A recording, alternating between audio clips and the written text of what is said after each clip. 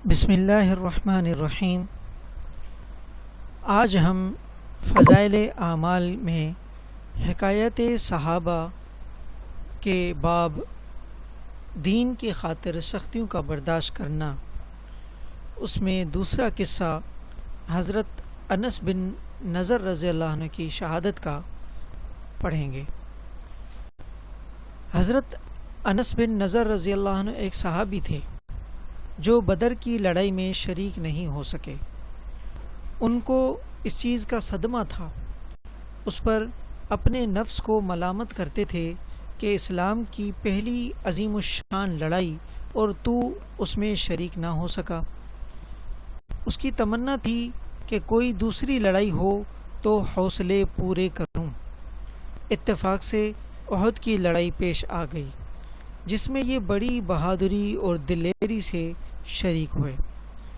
احد کی لڑائی میں اول تو مسلمانوں کو فتح ہوئی، مگر آخر میں ایک غلطی کی وجہ سے مسلمانوں کو شکست ہوئی۔ یہ غلطی یہ تھی کہ حضور اکرم صلی اللہ علیہ وسلم نے کچھ آدمیوں کو ایک خاص جگہ مقرر فرمایا تھا کہ تم لوگ اتنے میں نہ کہوں اس جگہ سے نہ ہٹنا، کہ وہاں سے دشمن کے حملے کرنے کا اندیشہ تھا۔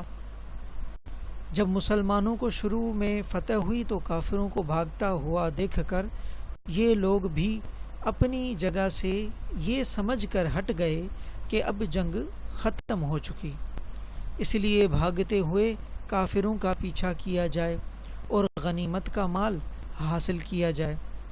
اس جماعت کے سردار نے منع بھی کیا کہ حضور صلی اللہ علیہ وسلم کی ممانعت تھی، تم یہاں سے نہ ہٹو، مگر ان لوگوں نے یہ سمجھ کر کہ حضور صلی اللہ علیہ وسلم کا ارشاد صرف لڑائی کے وقت کے واسطے تھا، وہاں سے ہٹ کر میدان میں پہنچ گئے۔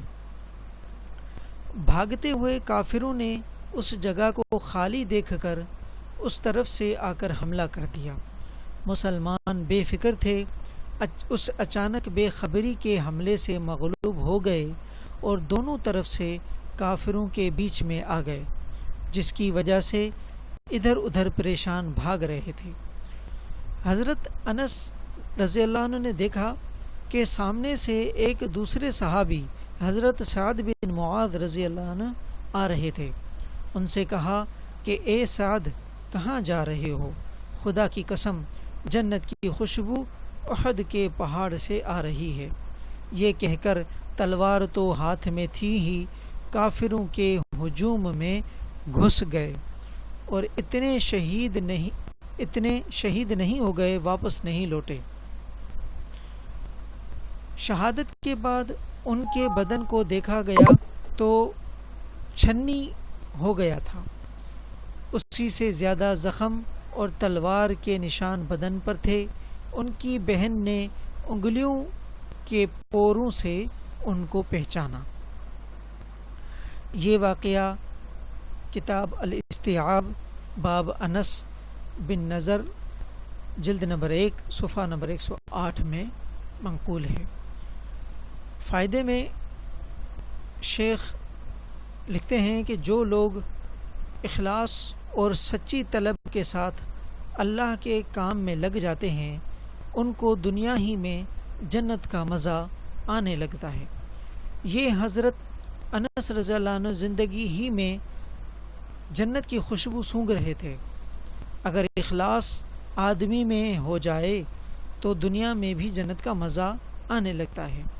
میں نے ایک معتبر شخص سے، جو حضرت اقدس مولانا شاہ عبد الرحیم صاحب رائے پوری رحمۃ اللہ علیہ کے مخلص خادم ہیں، حضرت کا مقولہ سنا ہے کہ جنت کا مزہ آ رہا ہے۔ فضائل رمضان میں اس قصے کو لکھ چکا ہوں۔